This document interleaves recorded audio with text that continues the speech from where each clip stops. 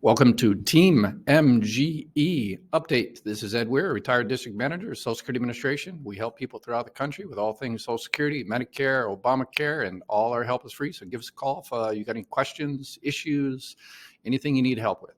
All right, so here is another update. I do a lot of videos, and there's little things here and there that don't possibly need an entire video, so let's talk about those today. It's tax season, so if you got stuck with a nice little tax bill because you got paid too much last year and you're currently receiving Social Security benefits, retirement, survivor benefits, spouse benefits, disability benefits, there is a form. It's called the W-4V. So it's a voluntary withholding. I've got a picture up there. This is what it looks like. And all you have to do is download that, fill it out. In the bottom, you pick your percentage. And what happens is you send that in to the Social Security Administration. You can mail it in. You can fax it in. I always recommend faxing in with a confirmation receipt. Or you can go down to the office and just basically drop it off, but you have to wait in line and everything. So you give that to Social Security Administration, and they will start taking out however many percent, 7%, whatever, 20% from your Social Security check and send it right off to your good friend at the IRS.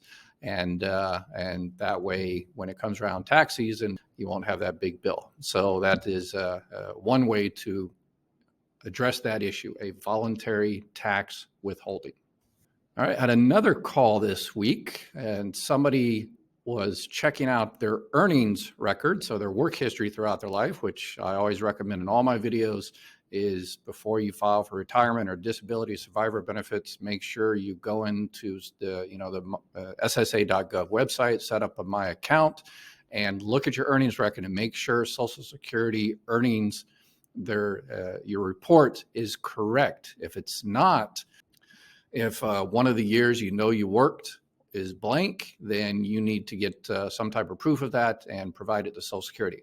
But a caller that I was talking to this week, she had a couple of years in I think it was the mid-1990s that she had zeros there. And I knew she worked, but it was a 1099.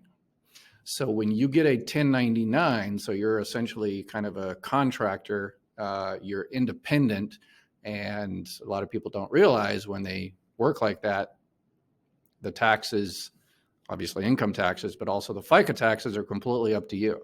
So she didn't realize that, and that she had to file based on that 1099 in those years, and it doesn't look like she did. She did not pay her FICA taxes, and she wanted to know how to correct that. And I says, well, I mean, you can talk to the IRS and maybe pay back those, do a very, very late report and pay back those taxes.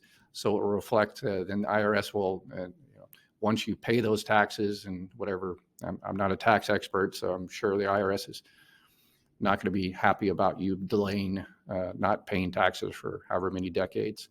So that's between you and the IRS. I can't help you there. But I do have a retired IRS agent. If you've got any issues, IRS, I can refer you to this retired IRS agent I've been working with recently. Yeah, if she goes back there and it works it out with the IRS and pays FICA taxes for those couple of years back in the 1990s, yes, her benefit amount might increase. Because remember, your benefit amount from Social Security is determined by your high 35 years of earnings. So Social Security takes your high 35 years of earnings. They figure out, it's called an average indexed monthly earnings. So they take those years and adjust them by, it's not really inflation, it's kind of a wage index. It's close to inflation rate. But if you worked when you were 20 years old and you made $20,000, and then you worked last year and you made $50,000, you're saying, oh, that $50,000 is definitely one of my high years, not that 20,000. Actually, that 20,000 might be one of your high years because it's indexed for that wage index. So they take the high 35 years, come up with an average indexed monthly earnings, so your average earnings, and then they do this bin point formula, and then they determine how much your monthly benefit amount is. So if you work and this year is your high one, then they take out a low one and recalculate, and that's all automatic.